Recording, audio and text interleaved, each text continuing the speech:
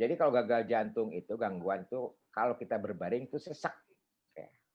Kalau kata ini mah mungkin ada dekom itu ya, dekom cordis ya. Kemudian ada bengkak pada kaki ya atau pada pergelangan kaki. Ya. Kadang-kadang denyut jantungnya itu cepat dan tidak teratur. Nah, dia sesak ya. Kemudian batuk-batuk dan dahaknya biasanya berwarna merah muda. Jadi dan berbusa ya. Jadi kayak ada bercak darahnya gitu. Itu terjadi karena ada bendungan di paru-parunya ya, karena dia jantung yang gagal dia lari ke paru-paru ya akhirnya ya. Nafsu makan akan menurun, kemudian buang air kecilnya itu akan sering meningkat, terasa ada nyeri dada dan dia itu sulit berkonsentrasi. Nah, kalau GERD itu asam lambung yang naik ke tenggorokan ya, sehingga bisa melukai di daerah tenggorokan. Kasus ini sekarang banyak ya. Ini juga bisa disebabkan karena psikis juga bisa nih si GERD ini nih. Tanda-tandanya itu dia adanya sendawa atau terap ya kalau bahasa orang nama. Kemudian perasaan mual muntah, ada nyeri di sekitar dada, ya, sesak nafas, ya, kerongkongan itu terasa perih atau sakit, ya, dan sering merasa asam di mulutnya. Ya. Jadi kita harus hati-hati itu kalau ada kayak begituan. Oke, sekarang kita ke COVID-19 ya. Sebagai pembukaan dulu lah, COVID-19 ini diketemukan Desember 2019 di Wuhan ya. Kemudian dia menyebar ya ke seluruh dunia nih. Sampai ke 91,5 juta kasusnya itu. Dan kematiannya mencapai 1,96 juta. Sedangkan di Indonesia ya dari data yang Mei 2001 itu ada 1,7 juta kasus dengan kematian 46,842 ya. Jadi cukup banyak terutama pada nakes itu banyak yang kena juga. Jadi karena dia bergaul dengan orang yang sakit ya. Jadi coronavirus COVID-19 itu disebabkan oleh coronavirus yang menyerang pernapasan akut yang parah. Ya. Penularan terutama dari orang tanpa gejala atau bisa juga orang yang bergejala. Tapi biasanya dari orang tanpa gejala melalui kontak dekat atau kontak langsung. Misalnya ketemu-ketemuan, ngopi bareng, makan bareng. Padahal dia itu, nah itu tuh bisa terinfeksi melalui droplet atau dari pernapasannya ya. Biasanya waktu antara paparan virus ya sampai timbulnya gejala itu rata-rata 5 sampai 7 hari. Ya. Jadi misalnya 1 hari sekarang dia kontak, biasanya gejalanya kalau memang dia kena setelah 5 atau 7 hari baru kelihatan gejalanya. Ya. Oke, jadi pada periode 5 sampai 7 hari itu disebut juga presimptomatis, jadi tanpa gejala. Gejalanya itu adalah demam, ya, batuk yang terutama itu, kemudian sakit di tenggorokan, dan kesulitan dalam bernafas. Itu gejala-gejalanya waktu itu. Jadi ini saya sebenarnya mengulang dulu ya, mengulang apa ya, pengulangan lah dari materi-materi yang telah diberikan. Saya kasih dulu COVID-nya dulu nih ya. Nah sekarang kapan ya kita itu bisa bisa menentukan apakah dia bisa di isoman atau bisa dia di ke rumah sakit karena banyaknya bingungnya di sana ya. Jadi biasanya itu ada tiga tingkat ya, ada fase 1, ada fase 2, fase 3. Fase 2 itu dibagi 2A, 2B ya kan. Nah itu tuh dengan gejala-gejalanya. Kalau yang stadium 1 itu biasanya dari nggak ada gejala atau gejala pun gejala ringan ya. Batuk-batuk ya, batuk sedikit lah ya. Nanti masuk ke fase kedua. Nah, kalau fase kedua dia udah mulai berat batuknya, POC, saturasi oksigennya itu bisa turun. Normalnya itu saturasi oksigen itu 95%. Ya. Nah, dia udah mulai turun. Kalau tiga udah turun banget. Ya. Yang satu lagi yang udah fase kritis. Ya. Itu bisa terjadi ARDS. Ya. Nah, ini tadi pembagiannya jadi gejalanya itu ada yang tanpa gejala, ya. Kemudian ada yang gejala ringan, ya. Itu biasanya belum ada peradangan lah ya di paru-parunya. Karena peradangan paru itu bisa diketahui dengan pneumonia namanya ya. Kemudian yang sedang, ya, sedang moderate itu pneumonia-nya udah ada, SP2-nya itu mulai mengurang ya. Atau jadi dari 95 sampai 93 dengan udara bebas ya. Jadi nggak tanpa oksigen tuh. Ya, SP2-nya udah mulai turun. Ya. Kalau yang berat udah pasti turun banget. Saturasinya tuh sampai kurang 93 ke bawah, ada yang 60, ada yang 80, ada yang ya segitulah jadi pada turun ya. Kemudian frekuensi napasnya dia udah naik, dia udah mulai sesek tuh. Ya, kalau yang berat itu. Kalau yang kritis ya, itu dia udah nyebar ke seluruh tubuh ya dengan kelainan pada organ-organ yang lain, yaitu shock sepsis namanya, septic shock ya. Nah, kalau ini udah susah ya. Itu udah pastilah masuk ke ICU ya. Ada juga yang disebut happy hipoksia. Dia itu sebenarnya tuh udah hipoksia dia, ya. Tapi dia nggak ngerasa sesek. Ya. Jadi laju napas normal, jantungnya normal, kesadarannya masih tetap baik, ya. Paling-paling gelisah sedikit-sedikit gitu. Tapi kalau kita ukur saturasinya, biasanya di bawah daripada 95, bisa 94, bisa 93. Tapi dia sendiri tidak merasa bahwa dia itu sakit gitu. Itu namanya happy hypoxia. Nah, gejala-gejala ini berdasarkan prosentase ya. Yang paling sering itulah demam. Itu sekitar 87,9, kemudian batuk kering, kemudian perasaan lelah, ya, cepat capek, kemudian dia batuk dengan berdahak, sesak nafas, pegal otot, linu-linu gitu ya, sakit tenggorokan, sampai bisa sampai ke diare ya. Jadi diare itu mencret lah ya kalau bahasa iya nama. Nah, itu gejala-gejalanya ya. Nah, kalau tanpa gejala merupakan kondisi paling ringan, tidak diketahui gejala, ini udah tahu satu. Nah, yang gejala ringan dia pneumonia tanpa ada gambaran pneumonia dari virus atau tanpa hipoksia dia.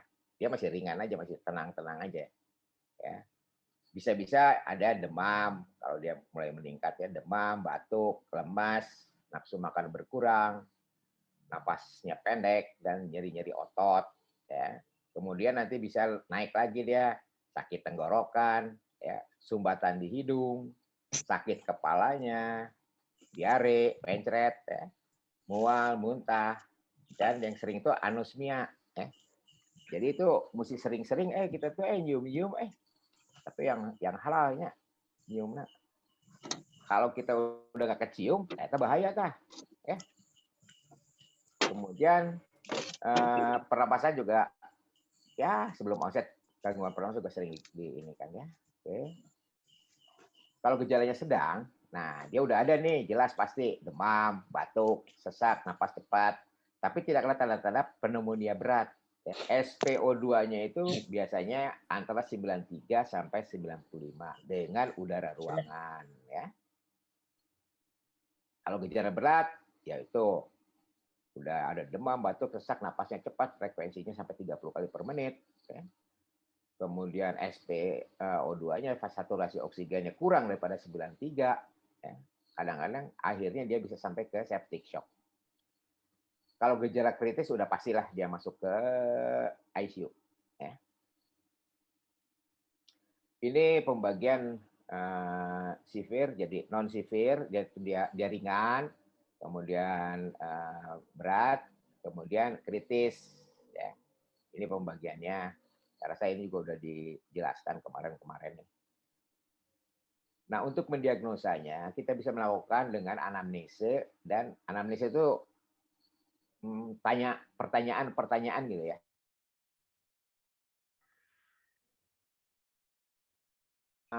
Apakah dia sesak nafas, atau dia pernah ada riwayat pernah kontak dengan orang yang COVID, ya, atau dia pernah pulang dari daerah yang ada pandemi yang sedang tinggi-tingginya atau di zona merah.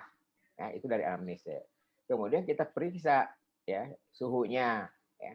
Biasanya suhunya itu lebih dari 30 derajat Celcius ya. Atau sama lah, 30 di atas lah, di atas 36, sekian lah itu. Dia udah mulai subfebrile ya, udah mulai demam. Ya. Jadi kesimpulannya itu di kita tuh harus punya di rumah itu mesti punya termometer ya.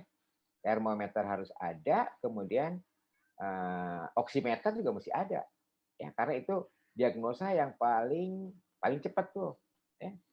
Kalau pakai tangan kita pegang panas enggaknya tuh nggak begitu tepat. Ya. Kadang-kadang kalau kita lagi dingin panas orang. Ya. Tapi dengan termometer itu yang lebih bagus. Ya. Kemudian saturasi bisa dilihat dari oximeter. Oximeter juga banyak yang portable yang dijual itu. Ya. Nafasnya cepat, ya lebih dari 30 kali per menit. Udahlah, kalau Ronli mah nggak tahu lah. Pasti nggak tahu lah. Gimana. Nah, kapan ini sekarang kita isolasi mandiri atau harus di RS, di rumah sakit? Ya. Indikasinya itu untuk orang tanpa gejala atau gejala ringan. Ya, gejala ringan tanpa gejala, itu mah mandiri we, gitu. Dirawat di rumah. Ya. Obat-obatannya naon? Ya obat-obatan oral lah yang diminum gitu, vitamin, ya, makan yang baik, ya. Kalau ada oksigen ya bilang boleh dikasih oksigen, ya. Kemudian dipantau, dia harus dipantau, bisa oleh ya disiplin kita sendiri ya, atau oleh tenaga medis yang tidak langsung ya. Jadi misalnya dengan video call ataupun dengan telemedicine, jadi kita nelpon kumaha ya, gitu kita bisa. Atau ada orang di rumah yang bisa yang mengetahui juga cara untuk melakukan tindakan isolasi mandiri. Tapi ya kalau dia udah sedang, gejala sedang atau gejala berat itu kita harus dirujuk ke rumah sakit ya, karena nanti obat-obat ini udah mulai campur tuh, bukan oral saja ya. Jadi ada injeksinya, oksigen juga itu diberikan mulai dari kanul, kemudian sampai ke masker, sampai ke KFNC ya, sampai dengan intubasi terakhir. Intubasi itu dipasang selang ke tenggorokan tuh dimasukin sana. Ya itu kalau udah di rumah sakit ya. Dan itu biasanya pemantauannya dilakukan langsung oleh tenaga medis. Nah, untuk membantu ya ada yang namanya suatu tidur ya.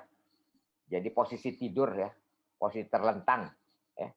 Itu caranya mudah itu untuk meningkatkan oksigen dalam tubuh di rumah.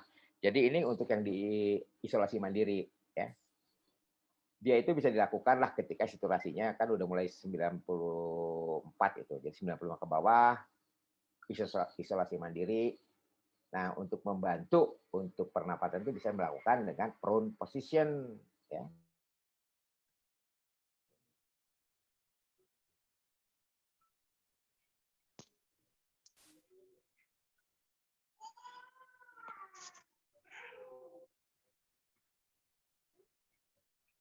Nah, setelah makan jangan ya, karena udah masih penuh makanannya. Ya lah itu mah. Nah ini caranya proning nih, bisa dia itu tengkurap dengan bantal ya, atau dia miring nih di sisi kiri ya, ataupun kanan. Ya, ini kanan, nah ini kiri ya. Kemudian ganti lagi, jadi ini mesti diganti-ganti, bukannya gitu terus ya. Ganti lagi sekarang duduknya, tidurnya begini. Kemudian balik lagi ke tengkurap lagi. Ya. Nah, masing-masing itu dilakukan selama 30 menit. 2 jam sekali lah. 2 jam. Misalnya jam 7, tengkurap. Ya. Posisinya nanti ganti lagi. Ya. Nanti setelah 2 jam, lakuin lagi. Gitu kan. Dilakukan selama 30 menit. Dan 2 jam kemudian diulang. Ya.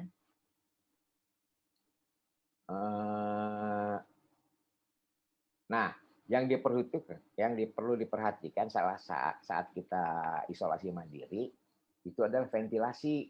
Ya. Jadi pintu tuh jendela tuh jangan ditutup, buka, cahaya biar masuk, cahaya udara mengalir, ventilasinya bagus. Kalau enggak, si virusnya di situ aja muter. Apalagi kalau pakai AC. AC itu dia memutarkan udara, ya. Jadi dia sama aja mau bohong gitu. Ya. Kemudian kamar dibersihin setiap hari. Ya. Kalau bisa pakai APD, ya, kita pakai sarung tangan, ya, pakai masker, itu lebih baik. Nah ini cara pemberian oksigen itu ada yang nasal kanul. Kalau di rumah punya ini bisa aja nih, ya. Ini ke hidung nih, nasal kanul tuh. Ya. Kemudian ada yang pakai sungkup. Nah ini sungkup nih. Ya, ini namanya non rebreathing nih. Non rebreathing itu jadi udara pernapasan yang keluar itu akan dibuang. Nah kita menghirup oksigen itu dari ini nih, dari kantung ini nih. Ya. Kalau yang ini cukup sederhana nih. Cukup sederhana mah nggak ada reservoir bag, ya, nggak ada yang kantung gini, dan nggak ada klepnya di sini. Kalau yang ini ada klepnya di sini. Ya. Jadi pada waktu kita narik napas, klep yang keluar ketutup. Klep yang ada dekat kantong ini akan ngebuka. Pada waktu kita menghembuskan nafas, klep yang dekat kantung ini menutup. Tapi klep yang di maskernya ini akan terbuka. Ya. Nah, ini akan berbeda cara pembelian oksigennya. Ya. Jadi nggak sama. Ini mesti perhatikan. Pakai yang mana? Saya rasa kalau di rumah tuh kebanyakan yang kanul. Walaupun sebagusnya kalau punya atau mau beli, yang ini nih. Yang ada sungkupnya, ya. Ini yang paling bagus nih. Yang ada sungkupnya di tengah nih, ya. Nah, perbedaannya, nah ini. Udara bebas itu mengandung 21% oksigen, ya. Tapi kalau kita pakai dengan kanul, ya, dengan yang tadi itu, yang kanul tadi, ya. Kita pakai harus 2 liter per menit. Ya, 2 liter sampai ke 4 liter lah maksimalnya, ya. Itu sekitar yang masuk oksigen itu sekitar 24% sampai 45%. Ya. Kalau kita bandingin dengan pasien yang memakai non rebreathing yang tadi ada kantongnya tuh, ada kantong oksigennya, dia tuh hampir 80% sampai 90% oksigen yang masuk. Jauh kan?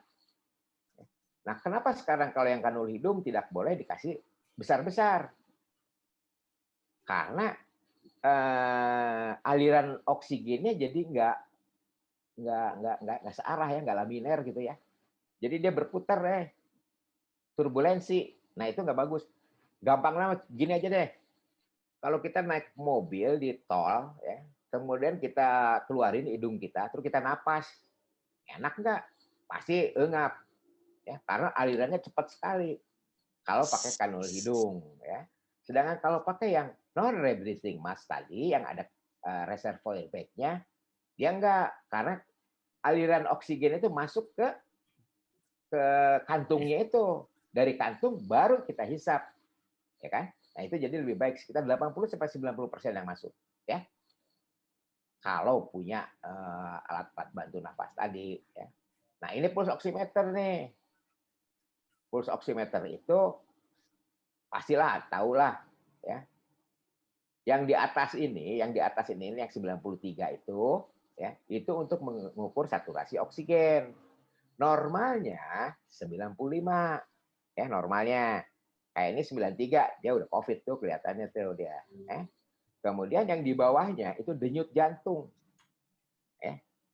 Biasanya normalnya ya sekitar 60 sampai ya 100 lah. 100 ke atas dia udah takikardi namanya. Udah deg-degan. Ini penting nih punya di dalam satu keluarga tuh satu aja lah punya yang kayak gini.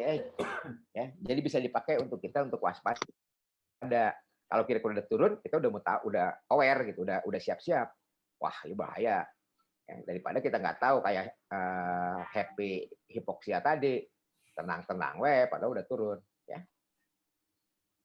Nah, kalau punya oksigen, ada tabungnya kayak gini. Ya. Ada di YouTube, bukan di YouTube ya, di WA dulu saya lihat ya.